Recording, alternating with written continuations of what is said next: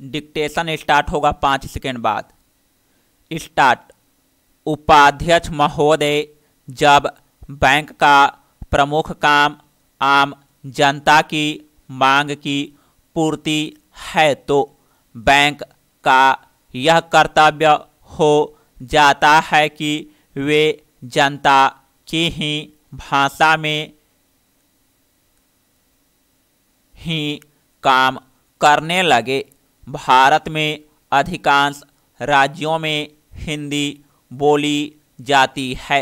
इस जगह पर कहना आवश्यक है कि सरकार ने भारत के समस्त राज्यों को उनकी भाषा के आधार पर 3 भागों में बांटा, यथा बिहार, हरियाणा, हिमाचल प्रदेश, मध्य प्रदेश, राजस्थान और उत्तर प्रदेश राज्य तथा दिल्ली संघ राज्य क्षेत्र कहलाए गए। गुजरात, महाराष्ट्र व पंजाब राज्य तथा चंडीगढ़ संघ राज्य क्षेत्र कहलाए गए और बाकी राज्य क्षेत्र में आए।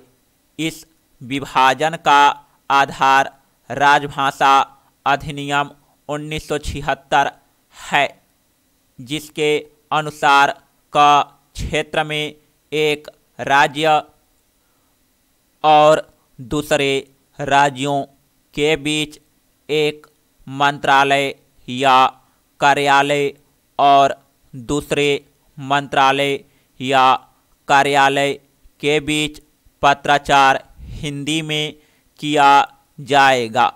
क्षेत्र में यह 100% न होकर के कुछ कम होगा और क्षेत्र में उससे भी कम। हाँ, तो हम बैंकों के राष्ट्रीयकरण की बात कर रहे थे। जब बैंक की शाखाएं ग्रामीण क्षेत्र में खोली जाने लगी तो बैंक के कामकाज को भी उसी भाषा में चलाना आवश्यक हो गया। जहां ग्राहक बैंकों के पास ऋण लेने आया करते थे, वहां सरकार के बैंक ऐसे लोगों की खोज में जाने लगे जिन्हें धन की आवश्यकता थी। ग्रामीण लोगों के लिए उनकी भाषा में छपे फॉर्म उन्हीं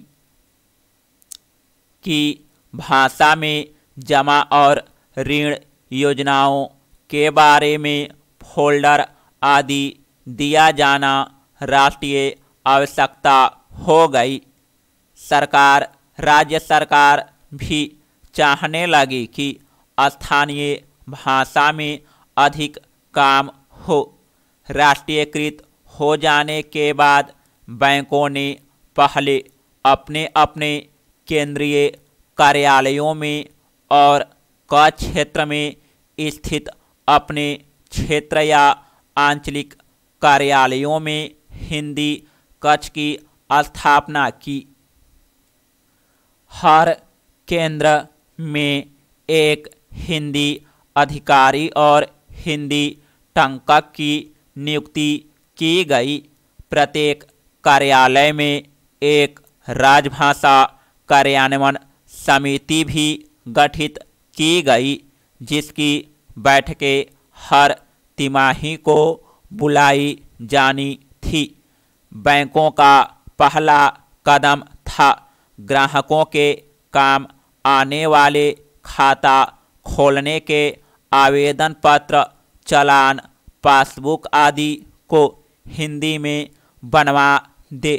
चूँकि भारत एक बहुभाषी देश है, फॉर्म आदि केवल हिंदी में नहीं बनाए जा सकते थे, इसलिए हर कदम पर हर क्षेत्र में द्विभाषिकता त्रिभाषिकता पर जोर दिया जाने लगा जो बहुत आवश्यक था। समाप्त। चैनल को सब्सक्राइब कीजिए, अपने दोस्तों को भी शेयर कीजिए, लाइक कीजिए वीडियो को। चलिए डिक्टेशन को ख़त्म करते हैं।